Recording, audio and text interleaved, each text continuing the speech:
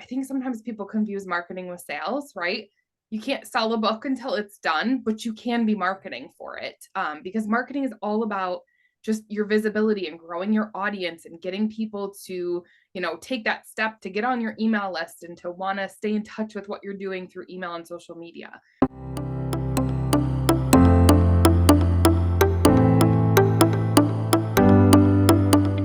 Hi, authors. Welcome to the Book Desserts podcast series. I'm your host, Carrie Dobson. I'm so excited to have you here as we explore the sweet side of author-led groups.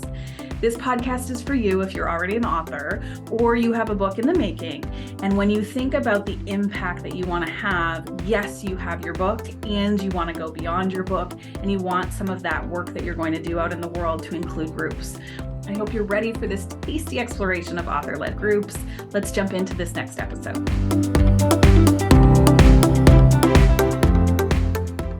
Welcome to this episode of the Book Desserts podcast series. I'm so excited today because I have a very special guest joining me today. Her name is Kristi Mitchell, and she is my go-to person whenever I have questions about marketing. And we've had some really great conversations through helping my clients and through a LinkedIn Lives just around what does marketing look like for group programs. So I wanted to invite her today to have that conversation with all of you. And so, Kristi, do you want to get us started with just kind of a quick introduction of who you are and who you work with?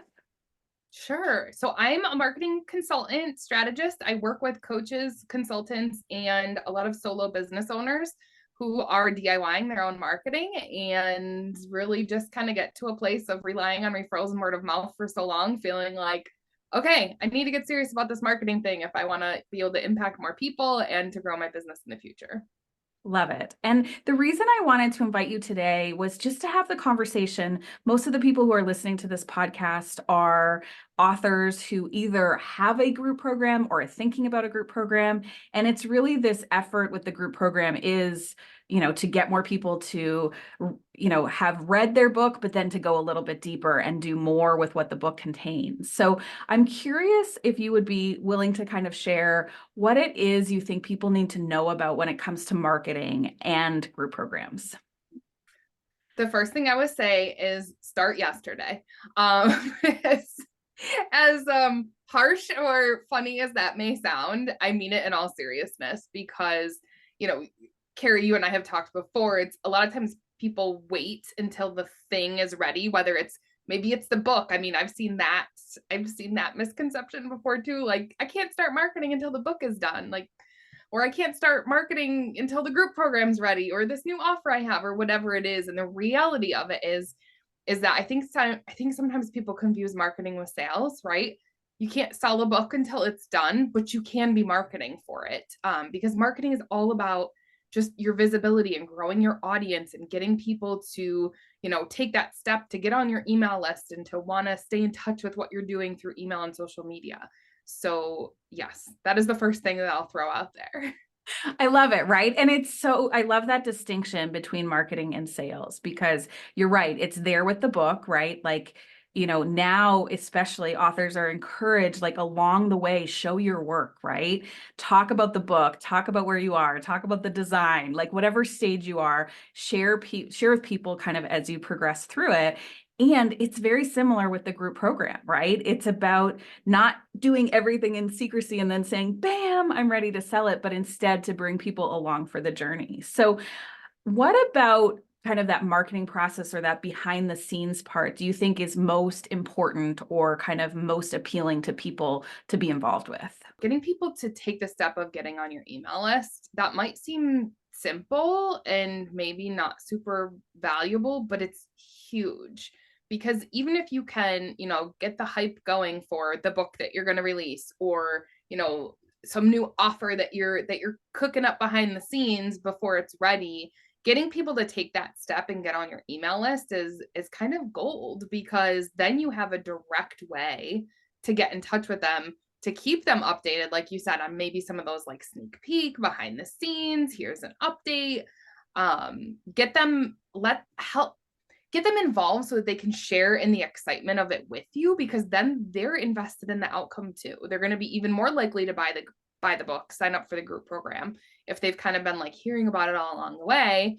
And yeah, hopefully, especially when it comes to group programs, again, this is something you and I have talked about, is like they kind of help get to shape it in that way too, right? If you're doing a little bit of market research along the way and asking those questions and getting insights from what it is that people really want or would see value in, it helps inform you, the business owner, into what you can create that's really going to be marketable to people.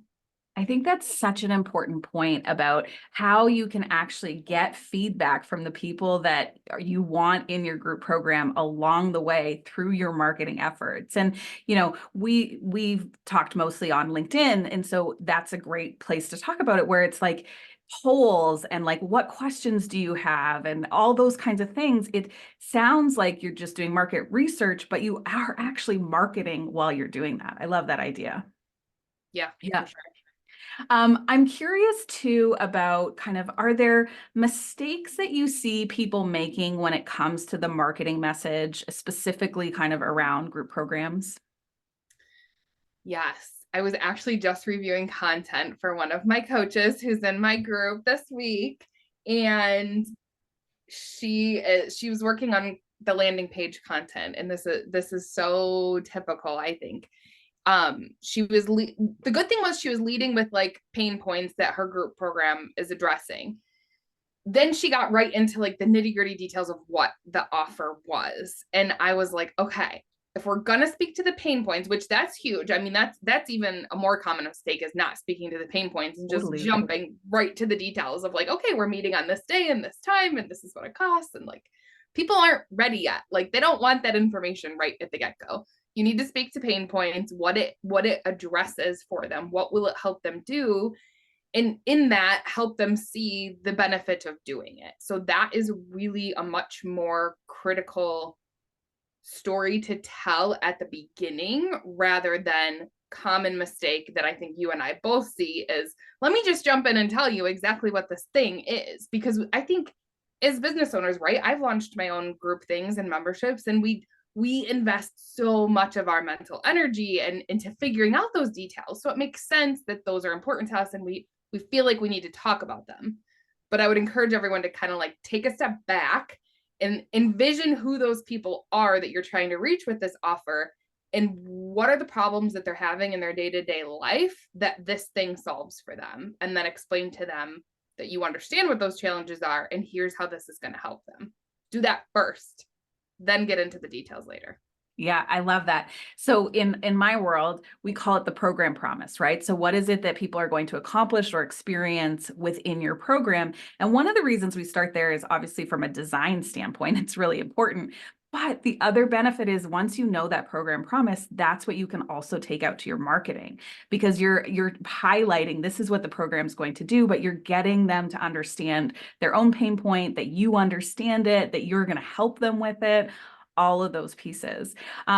And I really appreciate that, we give grace to that idea that we're so consumed with those tactical pieces, right? Like, when is it, the link, all that kind of stuff. And the reality is that's like the least important part for our clients until they kind of get to that point where they're like, yes, I'm interested. I always say, like, no one's Googling group coaching for, right? They're Googling what the problem is. And so that's why you want to make sure that that's what you're talking about. And that's where your program promise can kind of come in. Yeah. Is there any other mistakes that you see out there? I think the other one is what we already touched on, just the notion that like I can't start marketing yet. And I think that, again, just kind of hammering home that point is like reframing how you're viewing marketing in your mind. It's really about growing an audience. It's about getting people who believe in what you're doing and what the work that you do and the problems you help people solve, and whatever that might look like. Getting, enabling those people to find you and come into your world and stay in touch with you. I think that that's the most important. As we're kind of ending this episode, I always like to give people kind of one action that you would recommend that they take. So if we think about an author who's got a book out there and they're thinking about doing a group program, what's one action you'd encourage them to take to get ready for that when it comes to marketing? I would say to make sure you have a clear, easy way for people to get on your email list. So whether it's creating a quick landing page, whatever it is, and then figuring out where you can share that, right, on social media, even just sending out personal emails to people that you have in your contacts, like, hey, I'd love to keep you in keep you in the loop on the latest updates. If you could join my email list, that would be a great way to do that. That is the one thing. Yeah. And I think it's so important, right? Like, because that email list lasts way beyond the book launch, way beyond the group launch. It's that you continue to have this conversation with them in your community. Kristi, I want to thank you so much for joining us today on this episode. We really appreciate it. Thank you. Thanks. Well, authors, that concludes this episode of the Book Desserts podcast series. If you're ready to start exploring how to go beyond your book with group programs, I encourage you to visit our website at jjdak.com. That's jjdak.com. On there, you can download our Design Your Groups with Ease workbook, which has some great checklists and questions you can ask yourself when you're thinking about designing your own group.